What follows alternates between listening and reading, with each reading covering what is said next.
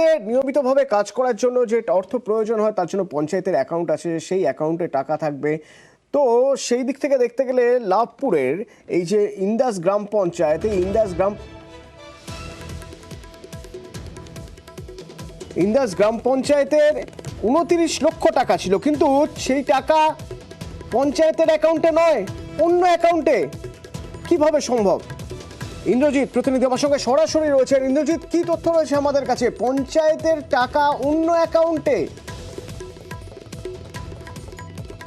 দেখো অতনু, একদমই যেটা বলে রাখবো, এখন যে সমস্ত ব্যাংকগুলি, অনেক ব্যাংকই, রাষ্ট্রায়ত্ত ব্যাংকই, তারা বিভিন্ন গ্রামে পরিষেবা দেওয়ার জন্য গ্রাহক পরিষেবা কেন্দ্র খুলেছে। সেরকমই একটি গ্রাহক পরিষেবা কেন্দ্র ছিল এই ইন্দাস গ্রামের যে পঞ্চায়েত, সেই পঞ্চায়েতের পাশে, এবং তার যে ফ্র্যাঞ্চাইজি বা তিনি যেটা চালাতেন তিনি হচ্ছেন খোকন দাস, এবং তার 3টে অ্যাকাউন্টে, অর্থাৎ 3খানা তার অ্যাকাউন্টে দেখা গেছে যে 10 দিন ধরে পঞ্চায়েতের টাকা প্রায় 29 লক্ষ টাকা, যেটা অ্যাপ্রক্স টাকা হচ্ছে সেটা হচ্ছে 28,60,130 টাকার মতো এই টাকা কিন্তু ট্রান্সফার হয়েছে দীর্ঘ 10 দিন ধরে। তারপরে অর্থাৎ এই 7 মাস পর কিন্তু এই বিষয়ে অভিযোগ জানানো হয়, এবং পঞ্চায়েতের নজরে যখনই এই বিষয়টি আসে যে এত টাকা, যে টাকাটা পঞ্চায়েতের কাজের জন্য বা পঞ্চায়েতের উন্নয়নের জন্য ব্যবহার করা দরকার, সেই টাকা যখন একজন গ্রাহক সেবা প্রতিনিধি, অর্থাৎ গ্রাহক সেবা প্রতিনিধি মালিক, তার কাছে তার অ্যাকাউন্টে চলে গেছে, তখন যখন পুলিশকে জানানো হয়, তড়িঘড়ি পুলিশ কিন্তু এই বিষয়ে তদন্ত শুরু করে, এবং তদন্ত শুরু করেই প্রথমেই ওই খোকন দাস বলে ওই ব্যক্তিকে কিন্তু গ্রেফতার করা হয়, যদিও তিনি পরবর্তী সময়ে জামিনে মুক্ত হয়েছেন। কিন্তু সর্বপ্রথম প্রশ্ন হলো, এখনো পর্যন্ত কিন্তু ওই টাকা উদ্ধার করা সম্ভব হয়নি। ওই টাকা কিন্তু এখনো পর্যন্ত খোকন দাসের অ্যাকাউন্টেই রয়েছে। অর্থাৎ পঞ্চায়েতের যে সমস্ত কাজ, অর্থাৎ সার্বিক যে সমস্ত কাজ, সামান্য রাস্তা ঠিক করা থেকে শুরু করে কালভার্ট ভেঙে যাওয়া, এমনকি পানীয় জলের যে সমস্ত ব্যবস্থা করা হয় ওই উন্নয়নের টাকা থেকে, সেই কাজ কিন্তু একবারেই থমকে পড়েছে। এই বিষয়ে ওখানকার যিনি বিডিও, তার সঙ্গে আমরা কথা বলেছিলাম, তিনিও জানাচ্ছেন হ্যাঁ, অনেকটাই উন্নয়নের কাজ কিন্তু থমকে গেছে, কারণ যে হারে টাকাটা, অর্থাৎ প্রায় 29 লক্ষ টাকা কিন্তু অন্যের ব্যক্তি, অর্থাৎ পঞ্চায়েতে তিনি কেউই নন, তার অ্যাকাউন্টে চলে গেল, অর্থাৎ একজন ব্যাংক কর্মীর অ্যাকাউন্টে কিভাবে গেল তা নিয়ে কিন্তু সর্বোপরি প্রশ্ন উঠছে। এবং ইন্দ্রজিৎ সঙ্গে থাকো। পঞ্চায়েত কি বলছেন?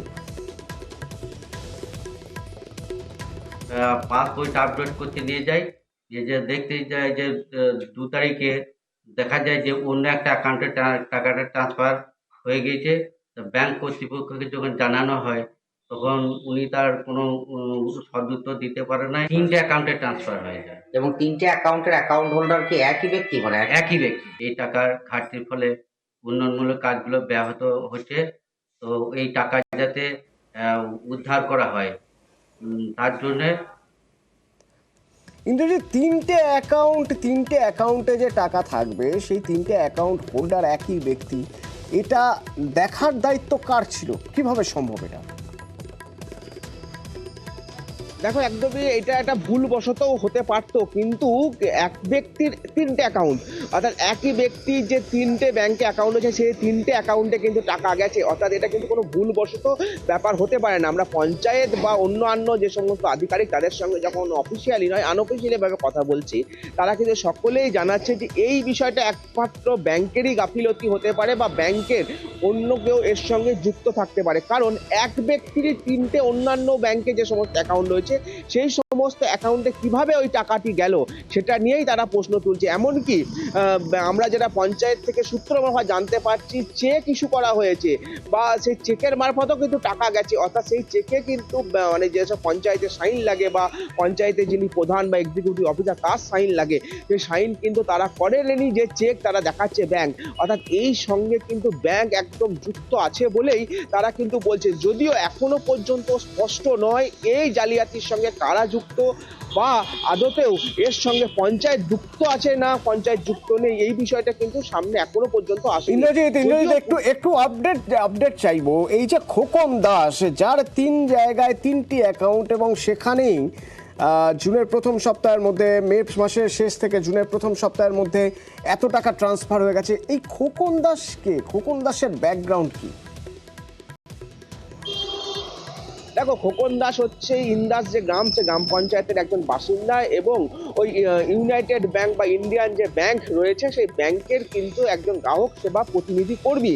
অর্থাৎ যে ছোট ছোট ব্যাংকগুলিকে পরিষেবা দেওয়ার জন্য বিভিন্ন গ্রাম পঞ্চায়েতে এলাকায় করা হচ্ছে, সেই গ্রাহক সেবা প্রতিনিধি কেন্দ্র হচ্ছে তিনি চালাতেন এবং তিনি সেই তারই অ্যাকাউন্টে কিন্তু টাকাগুলি গেছে এবং ব্যাংকের পক্ষ থেকে যেটা জানানো হচ্ছে তারা এর সঙ্গে কোনোভাবেই যুক্ত নয়। খোকন দাসের বিরুদ্ধে যখনই অভিযোগ এসেছে বা তিনি যখনই গ্রেপ্তার হয়েছেন, তার যে গ্রাহক সেবা প্রতিনিধির যে লাইসেন্স, সেই লাইসেন্স কিন্তু ব্যাংক কর্তৃপক্ষ বাতিল করেছে। যদিও ব্যাংক কিন্তু এখনো পর্যন্ত কোনো সদুত্তর দিতে পারছে না যে এই টাকা খোকন দাসের 3টে অ্যাকাউন্টে কিভাবে গেল বা 10 দিন ধরে যে গেল, ব্যাংক কোনো নজর কেন রাখলো না, এটাই কিন্তু এখন সব থেকে বড় প্রশ্ন। ব্যাংক কেন নজর রাখলো না? সুতরাং ব্যাংকের দিকে তো চোখ উঠবেই, নজর তো প্রশ্ন তো উঠবেই ব্যাংকের গাফিলতি নিয়ে। ইন্দ্র, আমাদের সঙ্গে থাকো। ইন্দ্রজিৎ, আরেকটি বিষয় একটু তোমার থেকে জানা রয়েছে, তবে তার আগে এই টাকা উদ্ধার কিভাবে হবে এই প্রশ্ন উঠছে। আমরা বিডিওর সঙ্গে যোগাযোগ করেছিলাম, বিডিও কি বলছেন শুনুন।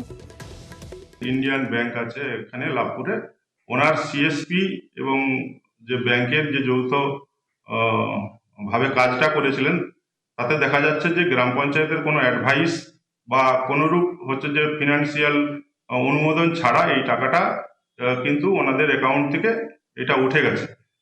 এইটা যাতে তাড়াতাড়ি ওই ব্যাংকের তরফ থেকে আমরা রিকভারি করতে পারি সেই চেষ্টা আমাদের আছে এবং পুলিশ প্রশাসন চেষ্টা করছে যাতে এই টাকাটা ওই ইন্দাস গ্রাম পঞ্চায়েতের উন্নয়নের কাজে, সাধারণ মানুষের কাজে লাগানো যায়। ইন্দ্রজিৎ, বিডিও সচেষ্ট হয়েছেন, পুলিশ প্রশাসন সচেষ্ট হয়েছে, সবই তো মানলাম, কিন্তু এই টাকা রিকভারি হবে কিভাবে?